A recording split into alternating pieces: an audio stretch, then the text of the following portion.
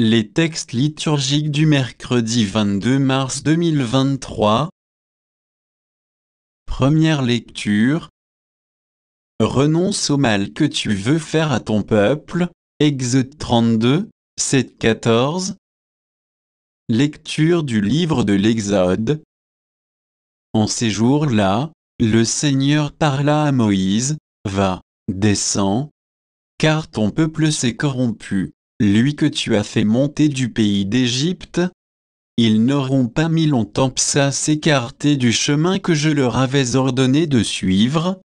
Ils se sont fait un veau en métal fendu et se sont prosternés devant lui. Ils lui ont offert des sacrifices en proclamant, « Israël, voici tes dieux, qui t'ont fait monter du pays d'Égypte. » Le Seigneur dit encore à Moïse, « Je vois que ce peuple est un peuple à la nuque raide. Maintenant, laisse-moi faire. Ma colère va s'enflammer contre eux et je vais les exterminer. Mais, de toi, je ferai une grande nation. » Moïse apaisa le visage du Seigneur son Dieu en disant, « Pourquoi, Seigneur, ta colère s'enflammerait-elle contre ton peuple, que tu as fait sortir du pays d'Égypte par ta grande force et ta main puissante? Pourquoi donner aux Égyptiens l'occasion de dire, c'est par méchanceté qu'il les a fait sortir? Il voulait les tuer dans les montagnes et les exterminer à la surface de la terre. Reviens de l'ardeur de ta colère, renonce au mal que tu veux faire à ton peuple. Souviens-toi de tes serviteurs, Abraham, Isaac et Israël, à qui tu as juré par toi-même, je multiplierai votre descendance. Comme les étoiles du ciel, je donnerai, comme je l'ai dit, tout ce pays à vos descendants, et il sera pour toujours leur héritage. » Le Seigneur renonça au mal qu'il avait voulu faire à son peuple. Parole du Seigneur. Psaume. Psaume 105, 106, 4ab6, 19-1, 21-22, 23. Souviens-toi de moi, Seigneur, dans ta bienveillance pour ton peuple. Avec nos pères, nous avons péché, nous avons failli et renié. À l'Horeb ils fabriquent un veau, ils adorent un objet en métal. Ils échangeaient ce qui était leur gloire pour l'image d'un taureau, d'un ruminant. Ils oublient le Dieu qui les sauve, qui a fait des prodiges en Égypte, des miracles au pays de Cham, des actions terrifiantes sur la mer Rouge.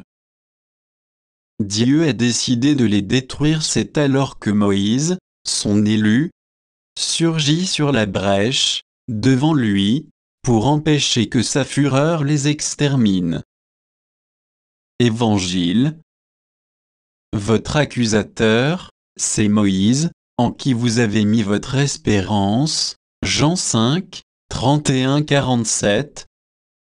Évangile de Jésus-Christ selon saint Jean. En ce temps-là, Jésus disait aux Juifs, « Si c'est moi qui me rends témoignage, mon témoignage n'est pas vrai, c'est un autre qui me rend témoignage, et je sais que le témoignage qu'il me rend est vrai. Vous avez envoyé une délégation auprès de Jean le Baptiste, et il a rendu témoignage à la vérité. Moi, ce n'est pas d'un homme que je reçois le témoignage, mais je parle ainsi pour que vous soyez sauvés. Jean était la lampe qui brûle et qui brille. Et vous avez voulu vous réjouir un moment à sa lumière. Mais j'ai pour moi un témoignage plus grand que celui de Jean, ce sont les œuvres que le Père m'a donné d'accomplir, les œuvres même que je fais témoignent que le Père m'a envoyé. Et le Père qui m'a envoyé, lui, m'a rendu témoignage. Vous n'avez jamais entendu sa voix, vous n'avez jamais vu sa face, et vous ne laissez pas sa parole demeurer en vous, puisque vous ne croyez pas en celui que le Père a envoyé. Vous scrutez les Écritures est-ce parce que vous pensez y trouver la vie éternelle? Or, ce sont les Écritures qui me rendent témoignage, et vous ne voulez pas venir à moi pour avoir la vie? La gloire, je ne la reçois pas des hommes, d'ailleurs je vous connais, vous n'avez pas en vous l'amour de Dieu. Moi, je suis venu au nom de mon Père, et vous ne me recevez pas?